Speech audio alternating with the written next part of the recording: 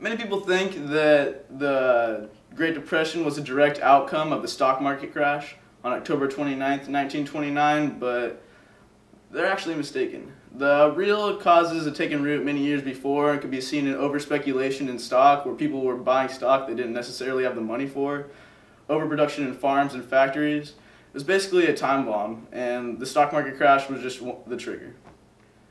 And we suffered the consequences after.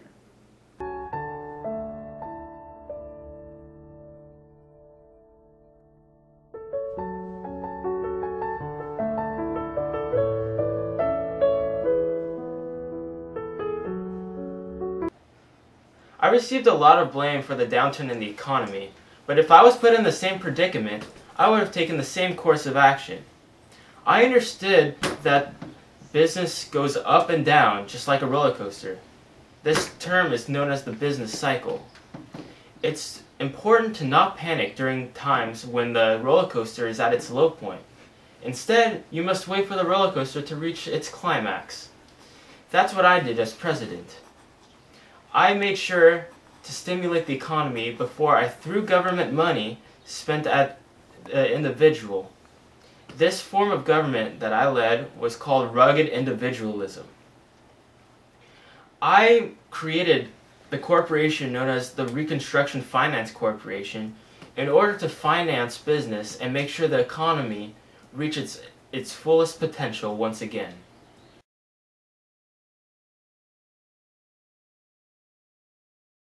Bud, what do you want to happen in the future?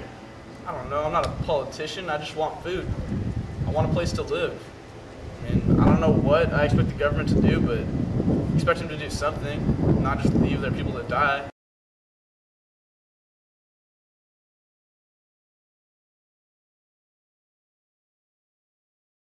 So Jimmy, how do you feel about all this? It's been harsh. My parents don't have any jobs, we don't have any food. We're living in nothing.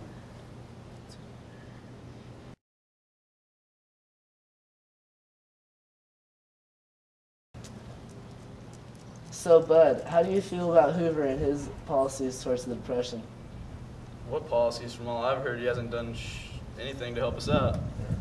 And what are you hoping for in the election of 1932?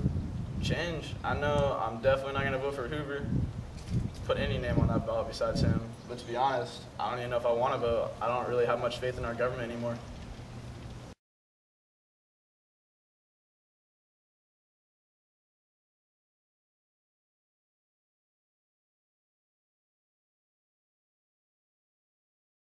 With the recent conflict of the Great Depression, I still have hope for the future. Compared with the perils our forefathers conquered because they believed and were not afraid, we still have much to be thankful for.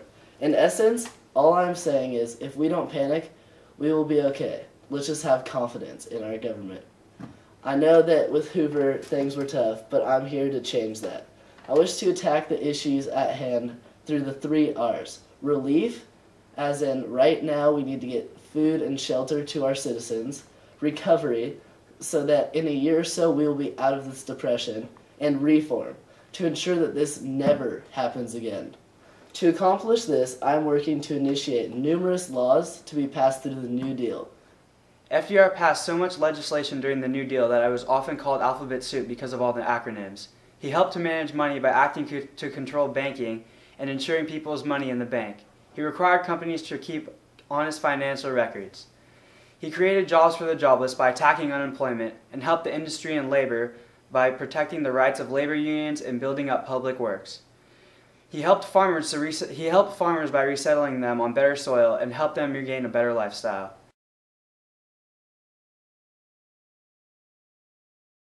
He had low-interest home loans for better housing and helped the elderly with the Social Security Act. In all, FDR really helped the modern civilian get back on their feet in the Depression. Yesterday, December 7th, 1941, a date which will live in infamy. The United States of America was suddenly and deliberately attacked by naval and air forces of the Empire of Japan. What you say?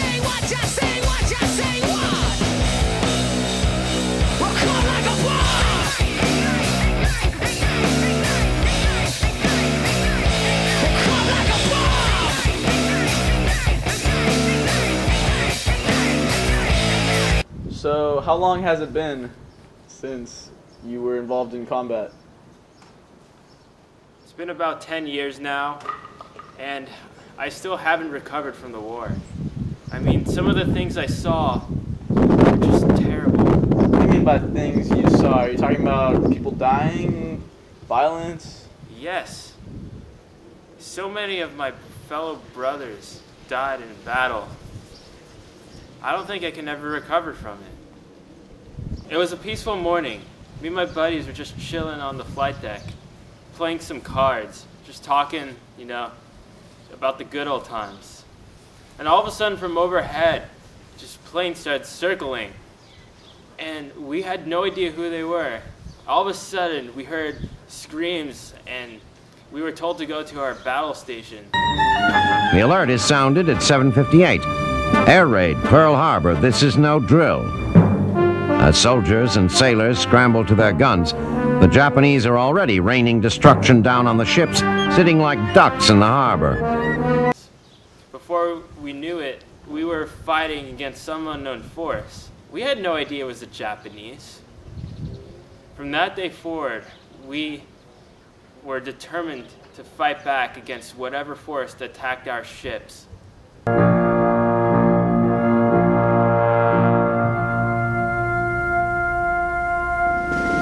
Over 2,400 soldiers, sailors, and Marines who 3 short hours ago were reveling in the Hawaiian sun have been killed in the attack. Pearl Harbor marked a day none of the soldiers in the United States military will ever forget. Sailing undetected under the cover of a storm front, Nagumo is now in position to strike the first all-important blow in the Japanese plan to eliminate U.S. power in the Pacific. We'll fight to the death. That's how everyone is in Japan. We'll fight for the pride of our country. Our motive is death before dishonor. The U.S.'s involvement in World War II came shortly after the attack on Pearl Harbor. The U.S. felt obligated to join the war after this attack. At the time, the Japanese Empire was expanding island after island, and the German Empire was expanding with its war strategy called Blitzkrieg. On D-Day, it was clear that the Allies were gaining momentum. The German forces were stopped on the Western Front, and they were starting to get pushed back towards Berlin. Also, at the Battle of Stalingrad, the Russian forces stopped German expansion and pushed them further back from the Eastern Front. It was clear that the Allies were gaining progress and that Germany was soon to be defeated. With the Battle of Midway, the Japanese expansion was stopped. After the U.S. started to take a few key islands, they were able to bomb with B-52 planes. With these bombings and the continuing efforts of U.S. forces, the Japanese Empire was starting to fall. As the Allied forces were pushing the Germans back, it was clear what they were doing. The Nazi regime was pushing forth the Holocaust, which is the systematic extermination of all races and ethnicities other than the Anglo-Saxon. They saw the tragedies that happened as there was concentration camps that were killing numerous innocent lives, up to the millions. As these tragedies were seen, it was clear that the U.S. involvement was key in stopping the war, and that it was absolutely necessary.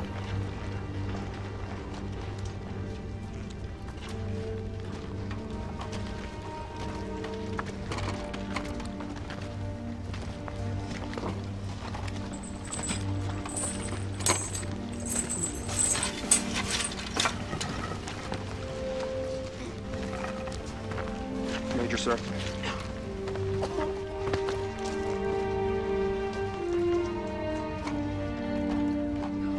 Open it up, sir.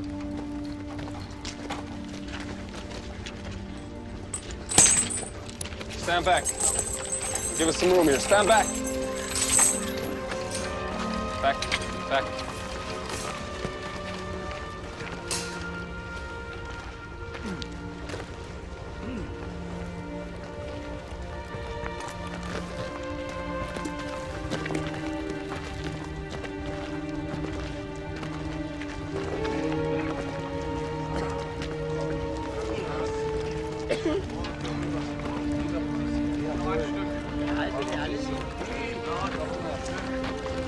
Bitte noch einmal.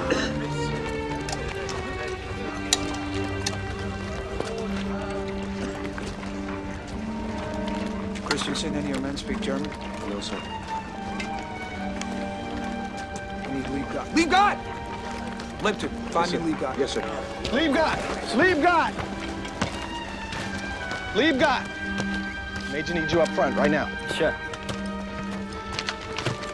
All right, boys. These people need care. Give them water and any spare rations you might have. Grab me some blankets, quick. Oh, my God.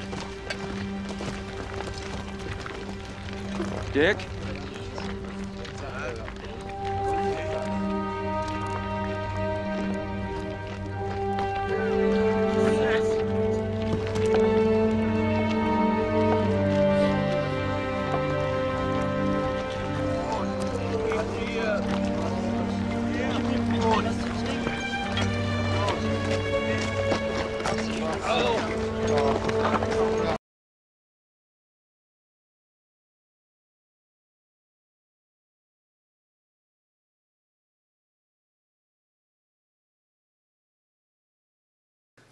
As Secretary of War, I felt 100% responsible for the U.S. involvement in World War II.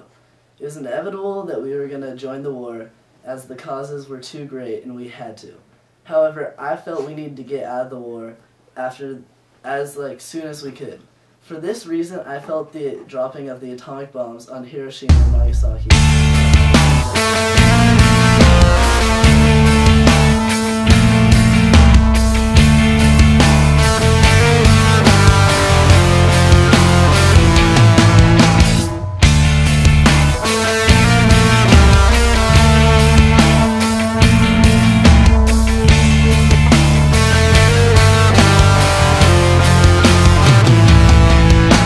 And to be honest, I believe that it would save the lives of numerous American and Japanese men and women. For these reasons, I felt we need to end the war through the atomic bombs. So after the death of President Roosevelt, I had big shoes to fill, and I had also a lot going on that I needed to take care of, and at the forefront of that was the war. So we had everything pretty much covered in Europe. The big deal to face was in the Pacific Theater against our enemies in Japan, and I made it clear at the Potsdam Conference that Japan either needed to surrender or be destroyed, and you can see that they chose the latter.